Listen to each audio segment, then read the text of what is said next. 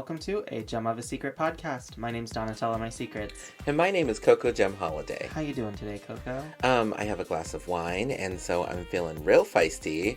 Actually, I don't know if it's like feisty as much as I even haven't had a glass of wine in my own home in a very long time. Yeah. Nice. It feels like a while since we've talked to you, listeners. Oh my goodness. Yeah, it does. Oh, because we've had interviews too. We've had interviews, and then we also did a replay of one of the Cooking Up a Queen episodes. Yeah. So, yeah, we have not really had a lot of time where it's just us kind of talking about things. I know, and it's been a long time coming. So Donatella started a new job. She used to be work from home, and now she's not. And so now I see her a lot less, on top of the fact that I'm at the bar every night. So we see each other for 20 minutes in the morning. Yeah, that's about it. I really love my new job. I'm enjoying it a lot. Out in the world now and not just like sitting at home. And I am, meeting new people, which is really cool. The world is much more heterosexual outside these four walls and, local lounge, which was what I was typically used to, like my only social interactions being in, so... It's so different, actually, like, just because in my day job, every single person on my team is straight. Currently, right now, I work with all men. We have a woman starting on Monday, but... and she's straight and has a husband and a couple kids. And yeah, my whole world is very heterosexual, very cisgender. When I run into another gay person in the office, I get like kind of internalized homophobia because like I act a little bit differently at work than I do like in this podcast and like at the bar. And it's different. It's kind of nice though sometimes too. Yeah. Because it just is. It is. It's nice to kind of like push your boundaries, I guess, and when it comes to like meeting new people and working with other people. Yeah. And it's been really cool. I don't know. I enjoy this job a lot. I don't get the Sunday scaries, which is one thing that I used to always get. What's the Sunday scaries? It's that overwhelming feeling of anxiety and dread that you get on Sundays, knowing that you have to return back to work because you're so much dreading it because you had all this nice time off to yourself. And I was getting that so much with the last job that I had. Oh yeah, I bet that's some tea. And also when I was just doing fundraising and stuff, I would get the Sunday scaries. I was like, I don't want to bug people during a pandemic to donate money, even if they are for great causes like the ACLU. I wasn't happy in that situation, so I'm definitely good here. I am 2 months alcohol free. I'm still smoking weed, so I'm Cali sober right now. But did you say I'm Cali sober? I am Cali sober, but I'm feeling great. I'm happy. The funny thing about that is too, like I have been really good about my diet recently. I have been really trying to get into a better headspace. I had to start doing what I call Donatella things, where I had to start manifesting. On top of the fact that I did need to actually organize my life. So, like, I actually had to keep a task list and whatever for a while there because I was getting incredibly overwhelmed. And, like, balls were getting dropped. And, like, there's a lot of new moving pieces in my life being event manager at a bar. And it's so fun. It's so exciting. I have such a high on life right now about the things I get to do and the things I get to try. And like, I like my ideas get to come to fruition. And like, I'm in this mode of, and I know I'm going to jinx it because this is how my life works, but like most things that I'm doing are turning out to be pretty successful. Yeah. And that wasn't always the case. Yeah. In GJ. And so this has just been really... Definitely not. They didn't give you the room to a lot of the time. No, they didn't. And actually, this is a point that I talked about on Facebook today that I haven't told Donna about, which I think is really interesting. So, at karaoke on Thursday, in Portland, somebody did Nicki Minaj's Anaconda, and there's the line that says, country ass nigga let me play with his rifle, is what she says in there. And in Grand Junction, I would always be like, okay, here we go. We're gonna have a white person on stage saying the N-word. We're gonna have a white person on stage saying the N-word. Yeah. And I didn't even realize this, but like the second the song came out, I was like, oh goodness. And more white people in the audience were like, oh God, is she gonna say that word? And I was like, oh, you guys are actually concerned about that. Yeah. That's so different than where we come from. And then when the line came on, this white girl on stage singing the song actually just didn't sing it and then just pulled the microphone away from her mouth, so it didn't even look like she was even lip syncing it. Oh, yeah. And I was just like, this is so different. Yeah. From where we came from. I remember getting into fights with people saying, like, I'm allowed to say that word because it's in the song for karaoke. Like, like, I just thought that was really, really cool. Great job taking the mic away. What she also could have done was done the censored version. Yeah. Also Country Anaconda. Oh, yeah, that's what Donna used to do back in the day. Actually, that's what Autumn said. She's like, she should have just did the blah, blah, blah version. And I'm like, but I know that on the karaoke track on our version. Yeah, but I mean, it is what it is. Yeah. I forgot to ask, what are you wearing this evening? Oh, I am actually wearing, you know how Simone came out in the red nail dress that she had? I'm wearing the basic bitch version, and it's just French tips. So it's a dress made out of French tips. That's all. Just French tips. Just French tips. No big deal. Yeah. The least creative like nail design someone could get is like French tips. You're stupid. Gosh. So I came out in this unforgettable red like slip dress, to model after Candy Muse. Yeah. That literally, as Donna's looking at it, she still can't even remember what I'm wearing. Yeah, yeah. It's forgettable. It's nondescript. God. Oh my goodness, that's just that's the journey. Yes. But yeah, that's what I'm wearing this evening. So it's like I dig really it. like it's like cool. Well, I mean, I feel like this is a good segue into what we want to talk about next, and that's kind of the finale that happened. Oh yeah. So finale of Drag Race. Yeah. When we're filming this, it was yesterday. Yeah, they did another lip sync off, and they had the audience in like a drive-in style theater type of thing, and RuPaul performed and did some mild choreo. Oh, RuPaul's performance. Oh, heavens. Some very mild choreo. That is very kind of you to say. I was like, Okay, listeners, you have to go watch this video. So the thing is, like, I'm gonna put her in the realm of somebody. Obviously, she is legendary. Yeah. But like, I want to put her in the realm of those older queens who, like, you just applaud them for like just giving it their best. Yeah. Like she literally walked around on stage. She was always like half a beat off. Like she did like the simplest choreo in the world. She was showing legs for days. She had a cute bodysuit. Like all of that stuff was true. She had a reveal. Oh, she had a reveal, which is gorgeous. She was in high heels more than I do. Yeah. She had background dancers who were super on beat, and she was not. It was an experience. Yeah, it definitely was. We haven't seen her perform like that since AJ and the Queen. Oh my gosh. Oh my god. I have to say that the looks on the runway were like some of the best looks I've ever seen in all of Drag Race history. The ones that the ones that are stuck in my head are Got Mixed more so than even Simone's, because like that whole. Actually, no. I am thinking of Simone's white and black look. That bandana look. With the kerchiefs and everything, all of it, and it went out to like, like 5 feet each way. I don't know. It was amazing. It was insane. That was My favorite look of the night though definitely was Got Mixed red look, because it had the Keith Haring like symbols etched all along it. I have a Keith Haring tattoo, so that's the one with like the kind of like the bigger and then it had all the words and stuff like that. Oh, but I love like little Got Mixed heart thing. Yeah, that was cool. That was insane. Yeah.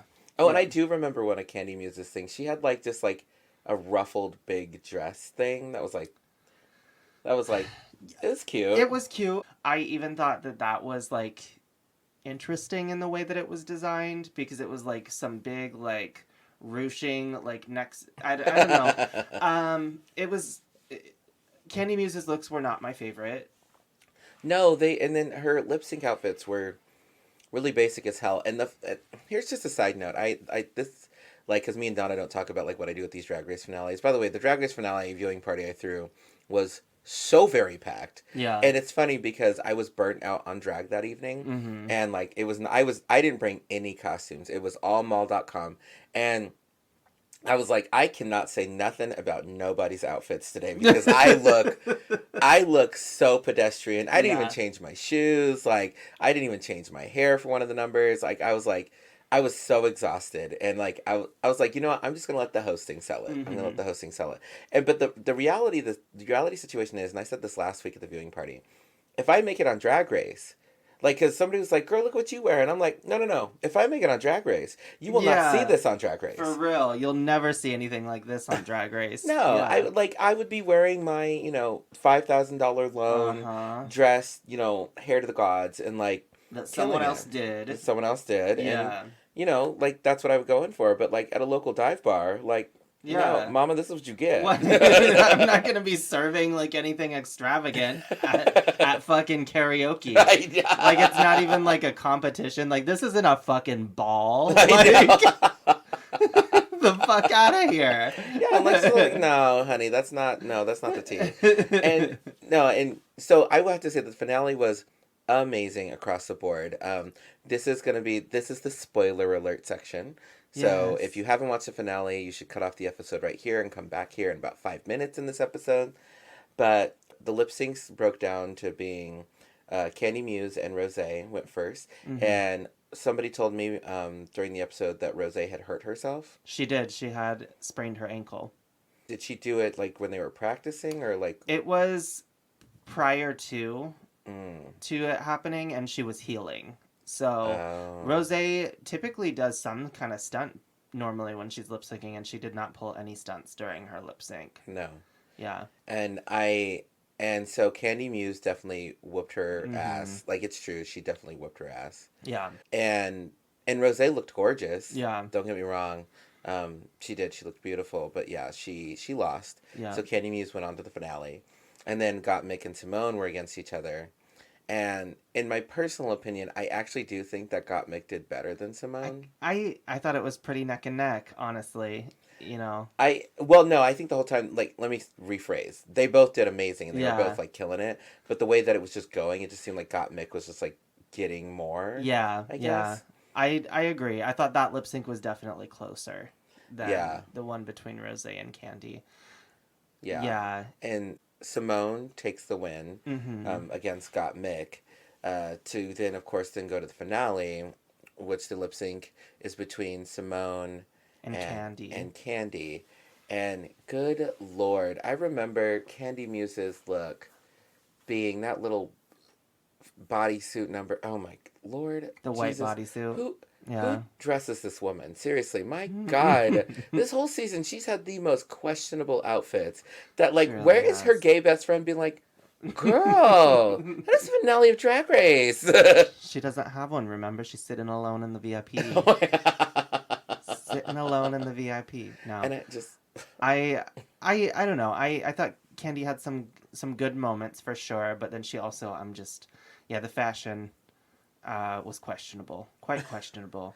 it was so questionable.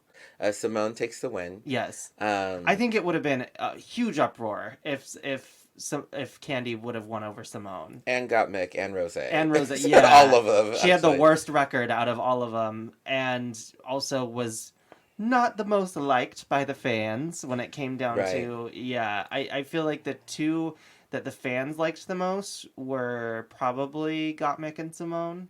Yeah. I would say if it were to be like a fan vote, those would have probably been the top two. But our Yeah. first and second place, we had Simone in first place and Candy in second, and then the tie for third with Rose and Gottmik. So Yeah. you know. And it's funny, somebody said online that there are no second places or third places in Drag Race. There are winners and there are losers.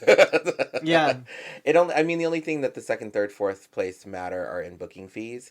But like, Booking fees and chances of being asked priority for All Stars if they want to do that. right.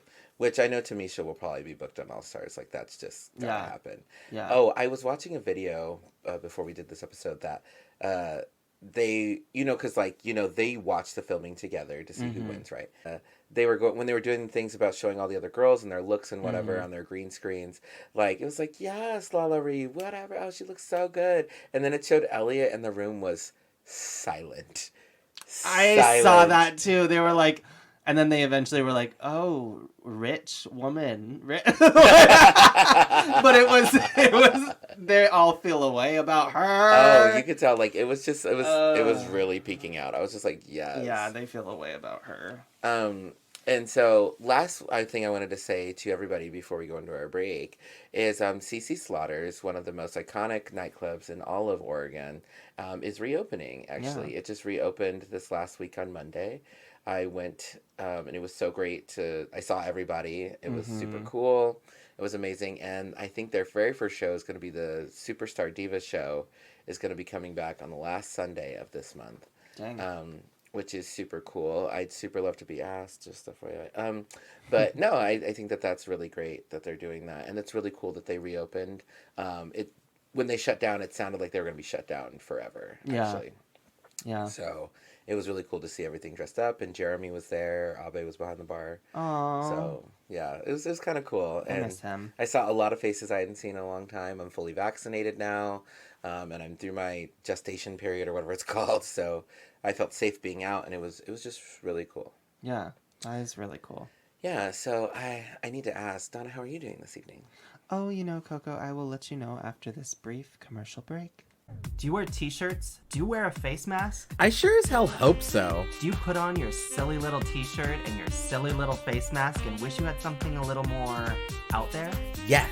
Even something, dare I say, matching? Girl, yes, duh. Then it looks like hunterdrips.com is exactly what you need. At hunterdrips.com, socially relevant merch and apparel is up for sale. That's never for profit. 50 to 100% of every purchase is donated.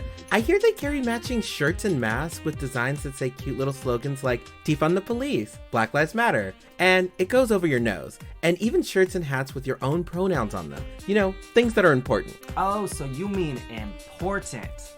And almost all of it is donated? Yes, donated. And guess what? What? It's size inclusive too? Yes, up to 5XL. Why just make clothes for skinny people? It's all made by Queer Artist Girl. The creator of hunterdrips.com is trans, fat, lesbian, and the site also includes merch from other queer artists, including gay Portland rapper Tono. Listeners, head on over to hunterdrips.com and use the code SECRET for 15% off your purchase today. That's SECRET for 15% off your purchase at hunterdrips.com. It's a podcast with Coco and Donatella podcast. Tune into What They Tell You podcast with Coco and Donatella podcast. Well, Coco, we are kind of changing the tone for the second half of the episode, so I'm feeling a bit serious and also a bit like a small amount of accountability has been served in the case of Derek Chauvin because he was found guilty on all counts. He was found guilty on all 3 counts, and so Derek Chauvin was the guy that so y'all remember a couple years ago, obviously, with the case that like sparked like national recognition A from year somebody ago. filming like Yeah. a black man being murdered, and so Derek Chauvin, obviously, this was such a monumental case because the reality of the situation is he really needed to come back guilty on all charges because it would set a precedent that cops were allowed to murder black people, and rest in perfection. And it was the reality of the situation is we needed justice to be served at least once. My goodness, because Breonna Taylor, Yeah. there was like zero justice served. Like Yeah. zero. Yeah, there wasn't. And in so many cases, that's kind of been the norm for our society. It has been the norm where there's no accountability on the police on their part.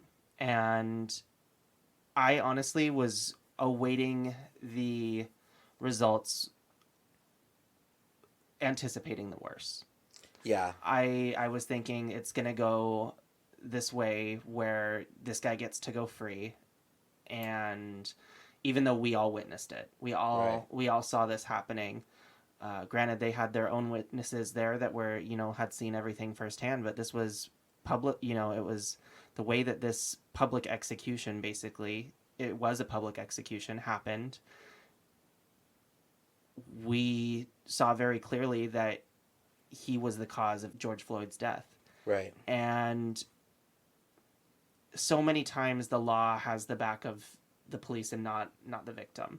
And we see them, usually they end up having like they get like unpaid leave or something like that, or paid leave. Mm-hmm. Yeah, and that's kind of like the biggest consequence that these perpetrators get. Yeah, and it's so heartbreaking to just things keep getting swept under the rug, and like we just can't keep doing that. That's the reality situation, is we can't keep doing that. No. And even with that, so I have to honestly say I was surprised that it came back guilty. Not because, like, obviously I'm black and I recognize how important this was for our literally our entire nation. And so, but I was surprised. I was like, wow. Yeah. Wow.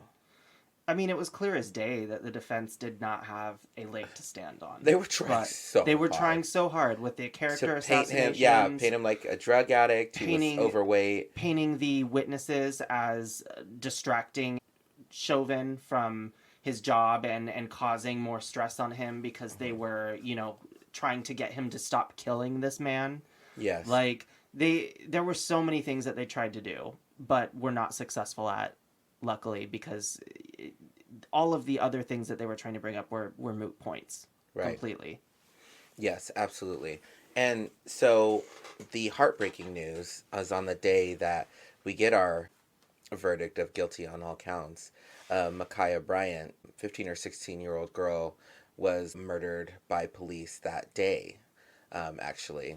I actually watched that video. For those of you out here who are immediately saying, she had a knife, she was threatening everybody. The reality of that situation is I did watch that video. I actually even watched the video slowed down. And the officer, here's where there's a problem for me. So I watched the video. The officer gets out of the car. He walks over.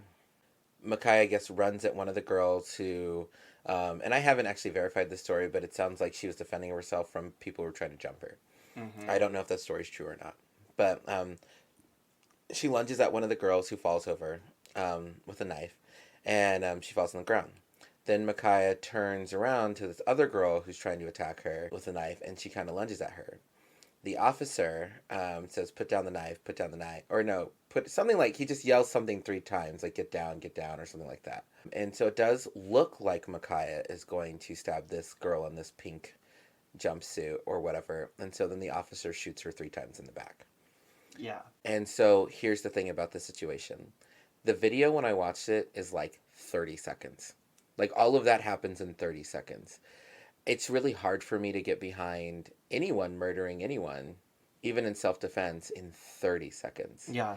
Like, for those of you out there who listen to our podcast that, like, have kids, like, what I had said online was, like, why didn't he just, like, pick her up and just move her to the side? Like she's a kid. Like, just grab her. And just, seriously, like, just grab her. Be like, no. Like, stop it. Like, they're kids. Yeah. That's what you do. Even teenagers. You're just like, what are you doing? Stop it. You, like, go up, you grab them, you knock the stuff out their hand. You're just like, no, stop it. Well, even in that case, so Don Lemon on CNN, bless his heart, decided to go on and say this was very clearly a policeman reacting to a dangerous situation and trying to basically remedy the situation. I don't understand why force, especially killing the perpetrator, is the appropriate first step to take in that instance. I don't understand why a taser wasn't used. Yeah. She was also trying to defend herself against other girls who were attacking her in that moment. Yeah. So that's one thing to consider in that case. It does kind of frustrate me that someone like Don Lemon went up on CNN and said things like, we have to be very clear about this. Like, what happened to George Floyd was an execution, but this was a policeman exercising what they're taught to do.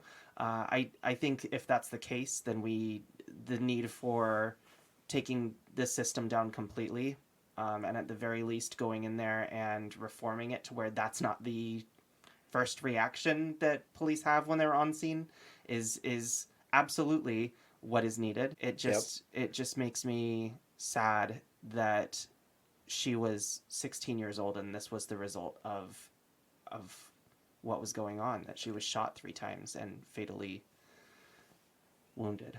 It took us 10 minutes to even figure out what we were going to talk about on tonight's podcast. Yeah. And you're telling me that if it took us 10 minutes to decide on a topic, but it takes 30 seconds to end someone's life, Yeah. like, there is definitely a problem Yeah. with the system.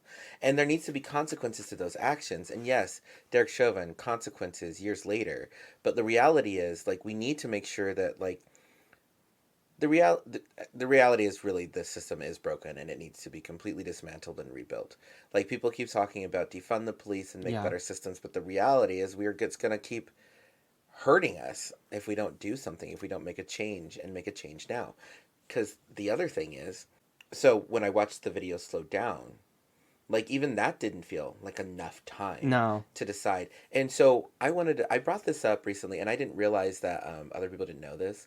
So Blue Lives Matter actually got really big after in Grand Junction, because Deputy Gear, Yeah. he actually used his taser. Because remember, tasers don't work 100% of the time. Just, I want everybody to know that. And we recognize that. Yeah. He fired his taser at a Yeah. person who had a firearm. It did not work. Uh, And then he was shot and he was Yeah. killed. yeah. And we've said it even on this podcast before, like, there is obviously danger in being a police officer. Yeah. Most of the time you do expect to go home to your family, and obviously in that case, which is tragic and terribly sad, that didn't happen. And so I know that because we come from that city, Mm-hmm. to where when everybody's like, yes, well, why didn't they try a taser? They needed to have tried the taser Yeah. first. Yeah. Like, I'm not saying that other girl who was there should have been stabbed, Yeah. but shooting a kid 3 times in the back, just, That's excessive. that seems That's really extremely excessive. yeah. Unfortunately, too, Micaiah Bryant isn't the only case that happened. Just before Micaiah, there was the case of Adam Toledo, who was a 12-year-old boy, 13. Yes. Yeah. Something real young. Younger, and did have a gun, but had his hands up when he was shot by the officer that was on the scene. And you know what kills me is, like, I know that we watch those, like, TV, those cop shows and whatever, like Law and Order, to where it seems like there's so much buildup and there's so much adrenaline, like, because they chased this person. Yeah. Right? They chased this person, they cornered this person. Mm-hmm. Adam tossed the gun before the video, right? And Tossed the gun, put his hands up, turned to the police. put his hand up, turned around, and then was shot. And you have to know, like, that means that police officers have a precedent of where they're not going to let us give up when we have done something wrong. Yeah. And we do come from a city that is very much on the side of, like, well, if you don't break the law, then you don't have to worry about these things. Like, everybody keeps saying that, like, well, if he didn't break the law beforehand, he wouldn't have ended up in this situation where they would have like, and that's the problem. That's what we're talking about. They don't have to kill them. They break the don't. law. A warrant, even any fucking crime does not, there's no execution on site. That's never been the case. Like, that's not, like, the police do not get to play judge, jury, and executioner in that fucking moment. They don't. Yeah, and I really wish that would stop just being words to Yeah. people. When I say they're not supposed to be judge, jury, and executioner, and then people say this, they're like, well, so you expect the police officer to put their life in danger? I was like, that's why where we come from, that deputy is a hero. Yes. Because they took a job. Knowing the risks. Did what they needed to do. It didn't go in their favor, and they lost their life. That's what makes them a hero. I'm not saying to be a hero as a police officer you need to lose your life. What I'm saying is you can't just go on murdering people for your own safety. That doesn't make any sense to me. Which, by the way, more pizza delivery drivers die on their job than police do. So Good heavens. Oh, my goodness. You know. So then getting into the other case, because we keep talking about tasers, we had Dante Wright, 20 years old. Yes. I listened to that audio. I don't know if I watched it.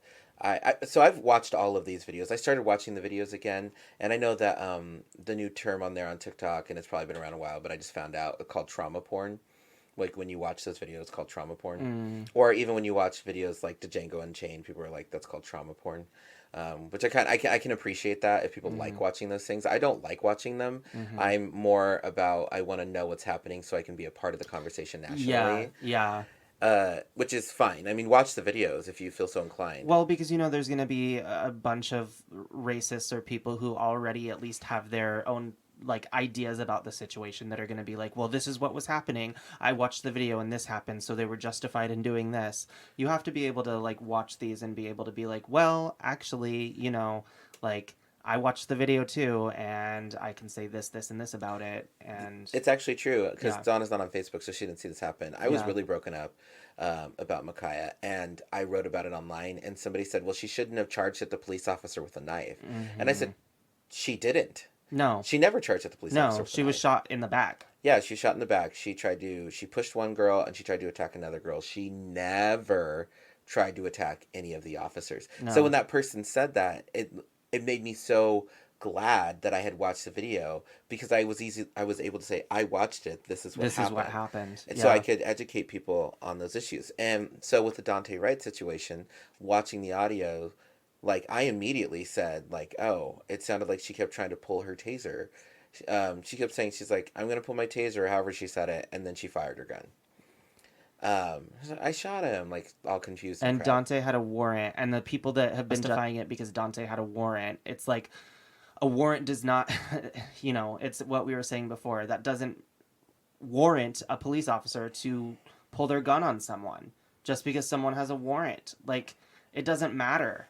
It doesn't fucking matter. Like, it's so wrong that that is what happens. And this officer, I believe, knew what she was doing. They're trying to label it as she accidentally grabbed her gun. She's been on the force for how many years? Over 20 years? Over 20 years, and trains police officers. Yeah. Here's the thing. If a medical professional were to make that mistake in the medical field, they would lose their license. And likely have unpaid leave, and would not be able to have a chance being back in the field. More often than not, what happens with these officers is they get paid leave and they end up transferring departments or going to like another police force. Yes. And that is complete and utter bullshit. There needs to be more accountability. And fuck the thin blue line. I also do agree that, you know, that we need to completely revamp this entirely and not just reform. I think we need to take down the system because there are too many people that follow the thin blue line. There are cops out there that, yes, I believe for the good of their heart are doing this work, but there's also too many bad ones out there that have this system corrupted, and too many people that are willing to have the backs of these people that are causing harm. Agreed. And even though we didn't talk about it beforehand, there's actually I did cry at one of them. Yeah. And sorry, I didn't research the name, so I will say it wrong. I think it was Lieutenant Nazario, I think it was. That was the officer. So they were in a black SUV, and they got pulled over by police officers. They just purchased the car, so it didn't have plates, but it did have the paper in the back. I saw and that. It had darked out windows, and I watched that one too. I'm not joking. He lived, right? Yeah, he lived. Yeah. I'm not joking, listeners. This is the one I cried out, because I was watching it, and he kept saying, like, why do you want me to get out of the car? He was in his military getup, like and he kept saying, he's like, what's going on? Like, he was trying to ask for questions. He's like, just answer my questions. Just, I serve my country. Like, I'm active duty. Like, what's going on? What's going on? What's going on? And he just kept trying to explain it. And they said, get out of the car and we'll tell you what's going on. He's like, no, I don't feel safe. And so they're like, well, you're resisting us. And he's like, no, I'm not. I'm just asking a question. And so they pepper sprayed him aggressively in the face. Like, right in the eyes. Yeah. And that one really upset me too. The reason I started crying was because right after that, his tone changed. Very defeated, I call it like the slave mentality, when the man beats you so much that you can't react. And it almost sounded like he was starting to cry because he just was so confused of why this thing was happening to him. And Yeah. he's like, why did you do that? I wasn't doing anything wrong. Yeah. And that's when I started crying, because he was just like, he's trying to clear off his eyes, obviously. Being pepper sprayed is horrible. And he's crying, and like he's trying to like figure out what's going on, and now he can't even see. And like he feels alone and defeated, and it's like a very scary, scary, scary, scary feeling. And that one, I know the other ones obviously are sad because all three of those people lost their lives. Yeah. But this is heartbreaking because someone is actually even able to react to the injustice that just happened in front of them, for getting pulled over for getting a new car. Yeah. like that's. I watched disgusting. the way the officers were talking to him too at the end of that, and they were, of course, just being very demeaning. They were abusing their power and authority by being like, I don't want to have to like take you in, but if you cooperate with us, then I can just let you go tonight. And it's like they knew that they had done something wrong and knew that their ass was going to be on the line, so they were trying to make it seem like he was still in the wrong after they pepper sprayed him in the face and, you know, all of that. Like, it was just disgusting to me. It's disgusting that that is how police act. It's like, motherfucker, like, you are no different than you and I, like, us civilians who are not part of, you know, a police force. The abuse of power and the way that they use their authority to intimidate and threaten people, it's just like, it's something that needs to stop. And I feel like for the people that really were bad cops, like, they're just getting worse. Yeah. This whole thing that has happened over the last year where, you know, we were protesting and we were really wanting to make sure that there was immense change that was occurring. Instead, it's just fueled the fire of all those people who do back the blue and are dedicated to doing nothing but defending bad cops.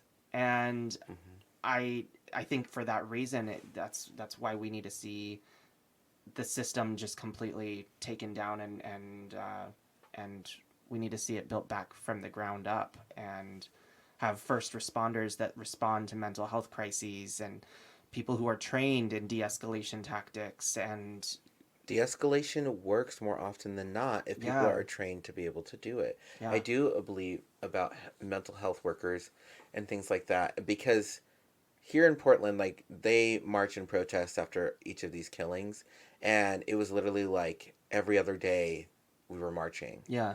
Like, and it was just so heartbreaking. Yeah. To just constantly have to be marching. Yeah. Over and over and over again. And it gets to you. Like, we're still human people. Like, these tragedies are just heartbreaking. And Donna is super right. Like, the system is so broken and fucked. And I know a lot of my friends from Grand Junction hate when I talk about defund the police or abolish the police or dismantle the whole police structure, because they're like, well, then what's going to keep us safe? And I said, we actually had an episode about defund the police. We did. A couple months ago. And go listen to that episode. But one of the morals of the story is, like, I was an RA on campus. I called the cops constantly. They don't show up quickly. That's not a thing that they do. Like, No. and I know a lot of mine were non-emergency, but I had plenty of 911s where I would have people bleeding in the residence halls. Yeah. Being like, a fight broke out and this person's, like, bloody. And they'd be like, okay, well, we're kind of busy, so we'll get somebody there. And then I'd, like, half an hour later, like, the cops may not show up. There's plenty of times they didn't. Yeah. Like, and, like, I just want people to recognize, like, calling 911, that's why they say, like, make sure you plan when you're going hiking or going on, like, a trip or something like that. Yeah. Because if you're stuck into a place and you call 911, you don't automatically get saved. Yeah. Like, you don't. Yeah. Does it kind of baffle you as, like, a person of color when people are coming so quickly to, like, police defense? Like, it, for me, just even being LGBTQ, obviously police don't have the best history with the LGBTQ community either. I mean... Yeah, they pulled us out of clubs and beat us in the streets. Yeah, yeah. So I kind of get baffled when it's like, what police have you interacted with that you're so fucking trusting of them? Like, yeah. You know? Like, what gosh. super positive interactions have you had personally that makes you come to their defense so hardcore? So aggressively. Yeah. The funny thing is I used to have some close friends who became police officers. And one of them, it was like a couple of days after my wedding, my first wedding, I got pulled over by the girlfriend of one of my close friends. Yeah. Who was in my wedding. And they're like, oh yeah, I'm just gonna let you go, but you were just like speeding on the road, and I'm just gonna give you a warning, and blah blah blah blah blah. And I was so terrified the whole time, and they were being so sweet to me, but I was terrified the whole Yeah. time, and probably, I think my terrified voice sounds really cold. But I just throwing that out there. But like, no, Donna's right. I don't know where these people got to be so trusting Yeah. of police officers out of effing nowhere, because the reality is you don't know what's gonna happen Yeah. with any of these people, and they have all the power in the situation, and they oftentimes abuse it. uh I've been pulled over so frequently, it's stupid. Yeah. Gosh. and and it's just gross. It's so gross. Yeah. And the reason we were bringing all that up too about the kids being murdered is because like we were going to talk about Tamir Rice real briefly too, and Yeah. playing with an airsoft gun and was murdered by police. And I think it's so horrific to where if the police really can't handle a situation of somebody being hysterical, like even like with Micaiah's situation, we don't know definitively if, uh, I think they said she's the one who even called the cops. Mm-hmm. And I don't know if that's proven or not, but that's probably easy enough to prove. So let's just say that that is true. She's the one who called the cops, ends up getting murdered by them. And I just wish that if we can't have the cops showing up to help a situation and assess it appropriately, then you either break down that system or you need to have other channels in place. Because if I called the police and people are attacking me and I'm trying to defend them when the police show up, I shouldn't be getting shot. No. Like, Yeah. I'm trying to defend myself from people hurting me. Yeah. And I need the police to recognize that. So they should be using de-escalation tactics. And Yeah. just, it's sad. Your first instinct should not be to shoot to kill. Yeah, like how shut up. quickly did that gun come out of that holster? Yeah. Like like, is it in the police handbook that says, well, I did say stop 3 times? Also, 3 times. Also, why is it that the aim always has to be for like fatal areas? Like, shot in the back. Like, obviously, she's going to die from those wounds. I think that there's ways. Even then I'm starting to sound like Joe Biden. See, that's terrible. I don't want to say like, a shot in the leg is better than a shot in the heart or anything like that. But it's just like, why is that the first instinct to aim to kill? Like, why is that? Like, Well, it just. And let's even throw it into the movie spectrum too, because Yeah. remember people were like, because we kind of say that because we watch movies and we've never been in that situation, right? Yeah. But even so, that other girl who she was lunging at, Yeah. like, I'm gonna say it, y'all. She was in. Yeah. If he was such a good aim to know he's pulling out his Exactly. gun to shoot this girl in the back, and yeah, she was a little bigger, Uh-huh. to shoot this girl in the back, like, how did he know definitively he wasn't going to shoot that other The person? other girl. He could Yeah. have easily shot her in the leg. Yeah. Or something like that, Yeah. Like, he You're right. could have easily done that because Yeah. he was so confident Yeah. he would not hit anyone else. Yeah. Like, You're right. You're absolutely right. It could have been more than just her. yeah, and all of the people on the scene were black except for the officers. Yeah. And one thing I want to say that's a little bit controversial, really controversial actually, as we get to the end of our episode here. I had this thought, and I think I had this thought because I needed to find hope in this. Mm-hmm. I wonder if the police have been killing these kids recently or acting this aggressive because when you start to lose power, you start lashing out. Like, you see it in a great example is like celebrities. They start trying to cling to their power Yeah. and their fame as much as they can. Like we saw it in true cases like with Shia LaBeouf when Yeah. they stopped doing things. They wore a paper bag that says, I'm not famous anymore. Yeah. Like trying to do anything to grab for attention. You'll have some female celebrities who will do like a nip slip intentionally Yeah. to get their name back in the papers and get their name back in the tabloids. It makes me wonder if like subconsciously that these officers feel threatened by their power being constantly questioned, I think To that could where- be the case. where they're acting more aggressive because maybe we are winning. Yeah. Maybe they do feel it. Maybe there is this collective change that's on the horizon, and maybe that's what it means. Well, there's a hell of a lot more of us than there are of them. That's true. So, if people could get on the same page, if people want their kids to be safe, then I think we need to look at enacting some serious change. Absolutely. Not even look at it. We need to enact serious change. We need to band together, and we need to make sure that we really do what we can to stop this, because this isn't something that can keep happening. No, and I keep thinking about how my niece, who I believe is 7 or 8 years old now, like, and she's tall. Like, she's almost as tall as my sister. Yeah. And, like, I don't want her to be one of those kids who ends up in a situation that she can't get out of. Yeah. And ends up being a victim of police officers because they think that she's a grown woman. Yeah. Just because she's really, really tall for a 7-year-old. Well, I mean, there's even the cases of them, like, handcuffing, like, little kids from school, like, that are kids that are people of color, and they are, like, handcuffing them. There was a little girl that was pepper sprayed in the face because she had, like, behavioral issues and stuff, but, like, that never would have happened to a white child. That never would have happened to a white child. And there's still so much bias in our system. And why is it that anytime there are encounters with police and people of color, we're having these injuries and fatalities, these serious wrongdoings that are happening? I think that's a very clear showing that we have so much bias and so much to work through and so much work to do.